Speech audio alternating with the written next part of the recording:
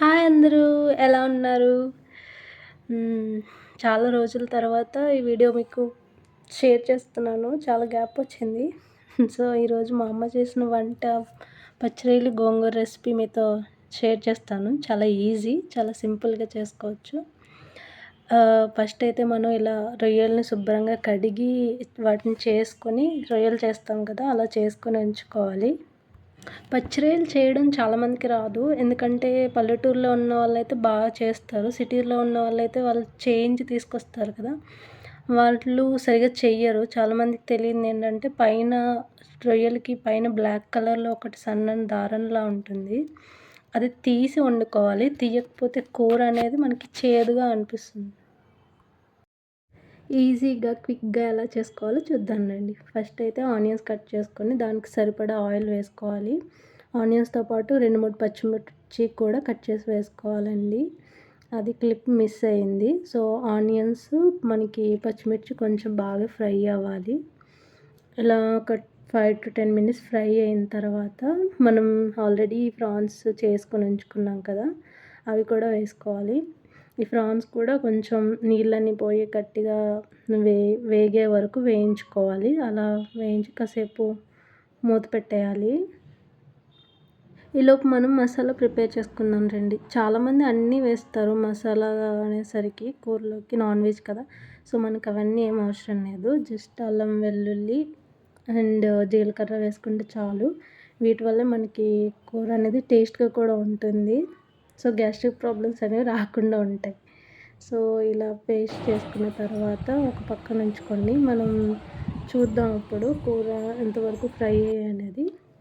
చూడండి ఇలా గట్టిగా చాలా వరకు ఫ్రై అయ్యాయి కదా! సో, ఇలా ఫ్రై అయిన తర్వాత కొంచెం కారం, అలాగే కొంచెం ఉప్పు వేసుకోవాలి. ఉప్పు వేసుకున్న తర్వాత కొంచెం పసుపు కూడా యాడ్ చేసుకోవాలి. కొంచెం పసుపు యాడ్ చేసుకున్న తర్వాత కొంచెం బాగా 2, 3 సార్లు ఇలా తిరగదిప్పుకున్న తర్వాత మనం కొంచెం 2-3 మినిట్స్ బాగా ఫ్రై అవ్వాలి. కొంచెం అవన్నీ కలిసే వరకు ఇలా కలుస్తాయి కదా! మనకు ఆయిల్ తేలుతుంది చూడండి. అప్పుడు మనం కారం సరిపోకపోతే వేసుకోండి. ఇలా ఫ్రై అయిన తర్వాత మనం గోంగూర కట్ చేసుకుందామండి. ఇలా చిన్న చిన్న ముక్కలుగా కట్ చేసుకొని మనం శుభ్రంగా దాన్ని కడిగి ఇలా వేసుకోవాలి. మనం ఎప్పుడు ఇది ఇలా వండుతున్నప్పుడు కూర అనేది మాడిపోకుండా సిమ్‌లో పెట్టుకోవాలి. స్టవ్ సిమ్‌లో పెట్టుకొని వండుకోవాలండి. లేకపోతే మాడిపోతాయి. సో, ఇలా గోంగూర వేసిన తర్వాత మనకి ఎక్స్ట్రా వాటర్ ఏం పట్టదు. ఎందుకంటే ఆల్రెడీ మనకి గోంగూర వేస్తున్నాం కదా! కడిగి వేసినప్పుడు వాటర్ అనేది ఉంటుంది. So, no problem. ఇలా గోంగూర వేసుకున్న తర్వాత శుభ్రంగా 2, 3 సార్లు కలుపుకోండి. మనకి వాటర్ ఏం పట్టదు. ఒకవేళ మీకు ఇంకా వాటర్ సరిపోలేదు అంటే కొంచెం వాటర్ యాడ్ చేసుకోండి. ఆల్రెడీ గోంగూరలో వాటర్ ఉంటుంది కాబట్టి మనకి ఈజీగా ఉడికిపోతుంది. సో, ఇలా కలుపుకున్న తర్వాత మూత పెట్టేసుకోండి.